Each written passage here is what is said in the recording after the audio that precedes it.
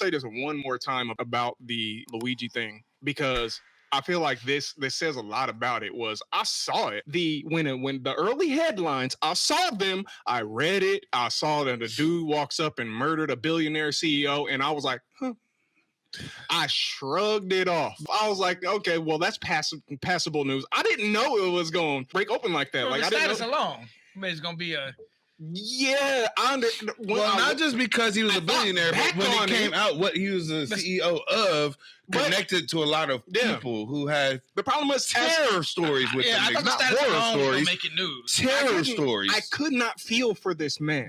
I still can't. I couldn't. I'm trying. Yeah, I can understand the arguments that people are making. This is a person, he had a family and all of that. And I couldn't feel for this man. He had everything.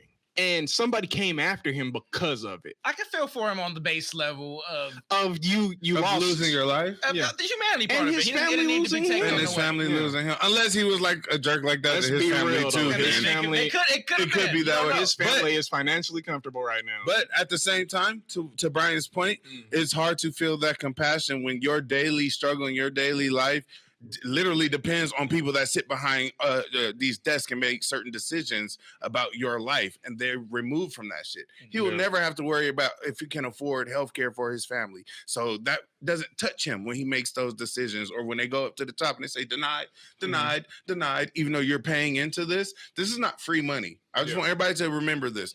This with the insurance industry, we're not asking for free money. We're not asking for handouts. This is shit that we've paid into over a course of years. Over the course of years, on the basis of ever having to need insurance.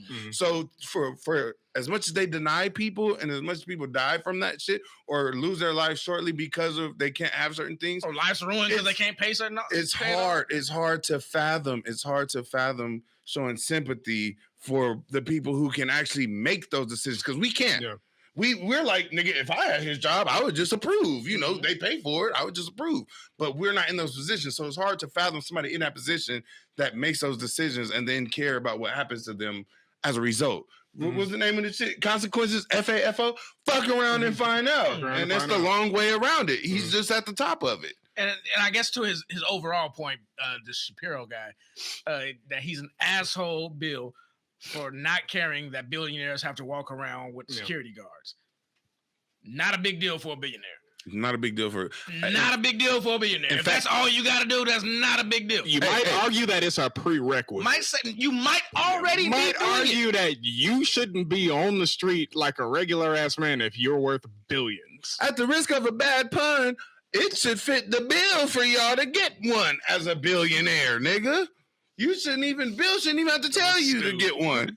I know, it was a bad one. I said it was going to be. But shit, I know security that will come and work for you $15 an hour. That's nothing. Yeah. Hey, well, it may not be the best, but you'll have them. You're pulling the trigger on human lives, and you're feeling real secure when you're walking on the sidewalk, you know? And I'm like, hey, man, if I was worth billions, I wouldn't be walking down in crowded public area. No. Who was that? Was that Cat Williams that said you cannot go into the club, say fuck everybody in the club, and then expect to walk out the motherfucking club?